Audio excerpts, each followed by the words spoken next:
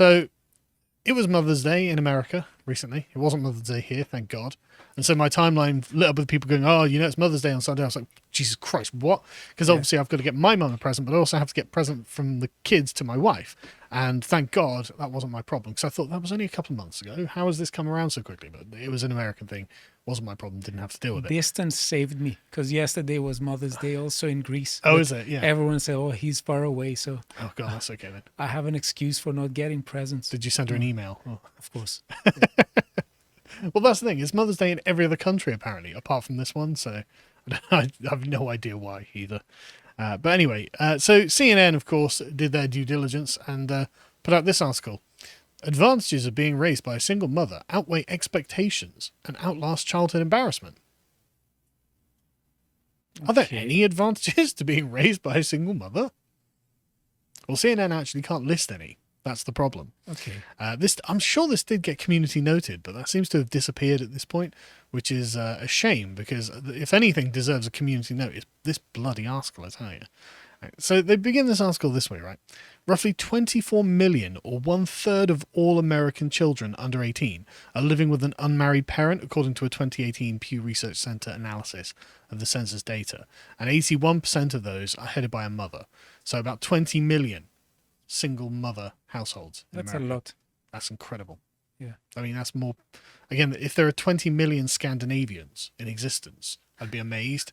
And 20 million single mother households in America. I mean, the single father ones are doubtless going to encounter many of the same problems, because the problems that are generated by this basically come from the stress that's put on the single parent. Yeah. It's difficult. And as a married father of 4, I'm telling you, it's difficult when you've got 2 of you. Yes. I can't even imagine how difficult it must be when you've only got 1 of you, right? And a fifth of those single parent households have a male parent. Yeah. Yeah. So it just can't be easy either way, right? Yeah. But they say this has been a growing trend since the late 1960s. The number of kids being raised mostly by single mums has more than doubled between 1968 and 2017. Well, that sounds catastrophic. It is. That sounds like civilizational ending. Do you think it has to do anything with the Great Society Project? Yeah, and absolutely. Economic protectionism? Absolutely. It's because of social services, because of the fact they'll get money from the government rather than from her husband. But the point is, this is like genuinely destructive for society as a whole. And we're going to start seeing, as we go into the future, this is just going to get worse and worse and worse. But for the author of this, they say, for the majority of my 12 years of Catholic school, I was the only student who lived with one parent. And for that reason, I was demonstrably the poorest kid in my school. Well, that's the best argument, surely, against single parenthood right there. You're going to be poor because you only have one income. We lived off one paycheck, or paychecks when my mum held multiple jobs at once. The modest child support went to school tuition. So the first reason that single parenthood is bad is, of course, poverty. And we've got loads of studies, loads of studies that show this. This is just one study from 2017. Right, single parent families are twice as likely to be in poverty than those with couple parent families, with 67% of single parents reporting they struggle with finances. Therefore, single parents must manage a number of stressors, including stigma, work, and poverty. Well, I wonder where the stigma comes from.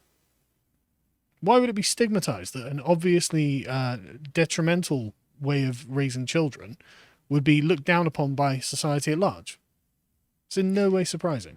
I think that there may be some few exceptions with some households that were particularly bad for children, but I think it's way too cynical to say that most households are this way. Yeah. Well, the problem is, you are going to have those fraction of examples that like, well, it was an abusive relationship, blah blah blah. Yeah, sure. Yes. But it's and I'm not saying that it wasn't a good and necessary thing for that relationship to end for the mother and the children, sure, but that's a very small minority of why people break up. Most divorces are elective, based on happiness levels, which is like great. But the thing is, these studies have shown that single parents also experience low levels of mental health and low psychological well-being with extensive use of mental health services. So it's not like you break up, you're suddenly a single parent and everything's roses. No, these parents in this particular study, I think it was, in one of these studies I've got here, they just constantly go on about how they're anxious all the time because they don't know what the future's going to bring. And they've got no one to help them. They've got no support other than some bureaucrat who doesn't care. I mean, having children is getting married to anxiety, but if you're one parent, it's even worse. Yes. So anyway, going back to the article, they say, like most kids, I didn't want to be different. I wanted to be normal. Why can't we just be normal? I was embarrassed by our car, which broke down. I was embarrassed that we didn't seem to go anywhere for vacation, that I didn't have brand name clothes or video games or cable TV or anything else my classmates had. I was embarrassed that my dad, who lived in a neighbouring state, never came to any of the school events. I was teased for it. Why don't you get a new car? Why don't you get new shoes? It was always embarrassing, basically, is what he's complaining about. It's like, look, the embarrassment is really, like, that's a very niche issue for someone who went to a Catholic school in which all of the other parents there were married. Like, that's a very, very niche thing. Like, there are way more problems that come from being a single parent household that for some reason CNN are completely skirting around. And then they go to this segment. The kids are all right. There's been a lot of research over the decades that have shown that children of single parents report more family distress and conflict and live at lower socioeconomic status compared to those growing up in two-parent households. Two-parent families usually have more income and are generally able to provide more emotional resources to children, and that's also a reflection of how little the United States in general does to support working mothers with paid parental leave and access to more health services and quality education. Well, isn't that just exactly the point? Like, yes, there's a ton of research that shows this is bad for the parents themselves, not even talking about the children at this point, and CNN have to accept that. But the problem with like things like, health services and all these other things is these are a plaster that are being put over the gaping wound in society that is divorce and single parent households. I think that there's a very big danger with becoming a bit more paternalistic, and it seems to me that the big state mentality that is behind this is precisely based on the idea that people should be habituated into accepting more and more and more state interference, and also thinking that the state is going to solve issues like family. So that doesn't seem to be the right way. We should focus more on a bottom-up approach into maintaining social cohesion that focuses on the family rather than trying to have a state-imposed. But then you would have to abolish no-fault divorce to do that. Okay, I don't know of the details. Well, divorces used to be, in America, that you would have to have a concrete reason before you were granted a divorce, right? Simply just for no reason. But that's the point of a no-fault. Like, if one partner had cheated or was abusive or something like that, right? But the point of no-fault divorce is just, well, we just don't feel like being married anymore, so you just get divorced, which kind of undermines the concept of marriage as some sort of sacred agreement. But the point is, it's incentive, really.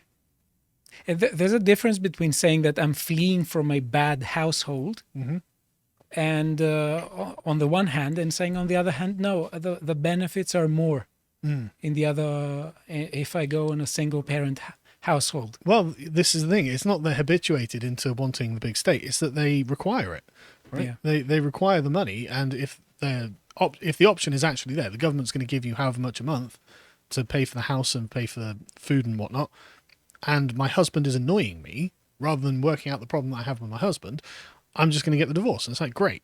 And so this 2017 study, however, looked at go back to the article, looked at the long-term effects of single parenthood on kids and found that there was nearly no impact in their, quote, general life satisfaction. Right. I don't believe that. Yeah, I don't believe that either. Right. No. The authors also found no evidence supporting the widely held notion from popular science that boys are more affected by girls by the absence of their father. Again, it's not that they're more affected, it's they're affected in different ways, right? Yes. Everyone knows what fatherless behavior in girls looks like, and it tends to generate a lot of revenue on OnlyFans, right? But fatherless behavior in boys tends to increase the prison population. That's the issue. What mattered most in terms of thriving, they concluded, was the quality and strength of the relationship between children and parents. Right, so actually there's no problem here, according to CNN. As long as the parents, or the parent and the children love each other, then it's fine. It's like, it's not that easy, though, right? Are we told in the same article that single-parent households are associated with higher levels of parent anxiety and that children have no problem? Yes. So that's nonsense. Yes. That's complete nonsense. You've got a totally overworked, emotionally frazzled mother with mental health issues who's taking depressant medication. Yeah. But the relationship that she's having with her children, just as strong as ever. No, Don't believe that's it. nonsense. Yeah, and not just that. Like if a mum's working part time with the dad working full time, she gets to spend a higher number of hours per day with her children. Whereas if she's working 9 to 5 and then an evening job as well, Yes, imagine what that's fracturing the relationship she's of course. got. Yeah. Exactly, and so it's And also, children, the younger children are, the more they get fed by the emotions of the parents. oh yes. So, I mean, I can tell you now from first hand. If you go into you go into the living room with a bad attitude, your children pick up on this. yeah. A separate 10-year study on single parenting collected data from 40,000 households in the UK came to a similar conclusion. There's no evidence of a negative impact of living in a single parent household on a children's well-being with regard to, quote, self-reported life satisfaction, quality of peer relationships, or positivity about family life. Right. Well, there we go. Incredible news. Actually, it's just as good to be a single parent as it is to be in a married relationship with the children there, apparently. So do they go and they ask children, what's your degree of life satisfaction and the quality of your peer relationships? Yeah. And the thing is, okay, well, if you've never known anything different, maybe you would be satisfied with that. Yeah. But you notice they've got quite a narrow category here. Well-being, a quite narrow and nebulous category. I mean, there are objective metrics that we can actually use to look at whether this is good for children or not. I mean, for example, IQ is something we can measure. If we go to just one study, which just shows parents play an instrumental role in a child's life from providing financial support to emotional trust. Most of us are probably unaware of an added bonus, but having two parents means production of brain cells, a new study suggests. Our work adds to a growing body of knowledge which indicates that early supportive experiences have long-lasting positive impact on adult brain function, said Samuel Weiss, the senior author of a study at Hotchkiss Brain Institute at the University of Calgary. As in, you are going to be smarter if you have both parents on average, right? This is just children from single-parent households have lower IQs. And of course, IQ is directly correlated with your earnings.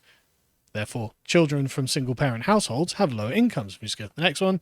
As it makes sense if we think about it, because each parent has different activities usually that they play with children. So the more you exercise your mind in different activities, the smarter you get. Yep. And it's not just that, it's about the amount of emotional support you have and the the amount of different words you hear every day. Yeah. Like I use a different sort of language to my wife when she's talking to the children. Yeah. She's like, I'm gonna thrash you, and I'm like, I'm gonna beat you. So you've learned to no, I'm joking. They've learned extra words. Yeah, okay. Some bad examples with very limited vocabulary in households came to mind, but I won't say it. But the point is, they end up going into careers where they earn lower amounts of money because, of course, they start in a poverty trap, and it's difficult to get out of that poverty trap. And then you have an increase in psychopathologies, as one study showed. They're more likely to have mental health issues, which is not good, is it? When they're reporting, oh yeah, my well-being's just as good, and now I'm going to take my depression medication. It's like, you're 15. Why are you on depression medication? Has CNN said that the National Library of Medicine and all these journals are somehow Far right, and phobic? probably. Okay. They don't get to it, but and also they, of course, children of these single-parent families are way more likely to become juvenile delinquents, which is not good.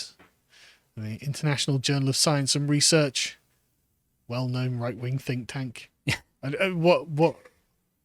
Obviously, this is going to be the case. Just obviously, a very real connection between delinquent behavior and single-parent families, in particular mother-only families, produce more delinquent children than two-parent families. Absence of fathers from children's lives is one of the most important causes related to children's well-being, such as increasing rates of juvenile crime, depression, eating disorders, teen suicide, and abuse. Monitoring the child is also a major contribution to the creation of delinquency. There are many known factors that contribute to deviant behavior. Parents having a set dinner time, checking homework, and can have a great impact on the child's emotional stability. Studies have shown that a strong parent-child relationship can decrease child delinquent behavior. Difficult if you've got to work two jobs, to be honest, though, isn't it? Yeah. But this isn't a terribly revelatory thing for me to be saying. It's not. What's revelatory is the CNN article. Yeah. In praise of single mothers, why you've done nothing wrong, and why actually everything's just as good as if you had a secure and happy family. And this is just obviously not true. The children self-report. Who cares what they self-report? they're children, they don't know anything different. And maybe when they get older, they're like, hang on a second, I was deprived of a bunch of opportunities. Okay. You know, I was let down by my parents and their family life. And this is something that we covered in extensive detail in an episode of Contemplations with Josh on the website. So if you want to support us, go and sign up for £5 a month. And Josh is a psychologist. He has a master's degree in psychology, and he has done a much better job of collating the information on all of this. And in this episode, we go through it in detail, and all of these sources are listed in the reading list on the website. So if you want to use them in future, you absolutely can. But it's just terrible. It's just a genuinely, like, it's like deliberately starting your children on hard difficulty. Yeah. You know, it's like deliberately handicapping them for future prosperity. And they've got to be really, really lucky. And of course, not everyone can be lucky. So this is generally bad for them. And it's disgusting that CNN would be like, no, actually, it's all great. I've cherry-picked these 2 studies that say, no, everything's fine. No, everything isn't fine. You know, and like not even getting into their ability to form relationships as they get older. You know, they've got bad examples to follow. This is generally not good for anyone. Anyway, I'll leave it there because I'll just keep complaining about it. Yeah. But this is where like the actual liquidation of society is actually happening. I hate to be the bearer of bad news. Thank you very much for watching that segment from the podcast of the Lotus Eaters. And if you want to support our work, make sure to sign up to our website where we have videos like this. This is Contemplations, which is my series, and this is episode 124, How to Think Better, where I look at ways of mitigating cognitive biases. And also, if you want to support us on social media, my Twitter is Twitter/JoshFirm. Thank you for watching.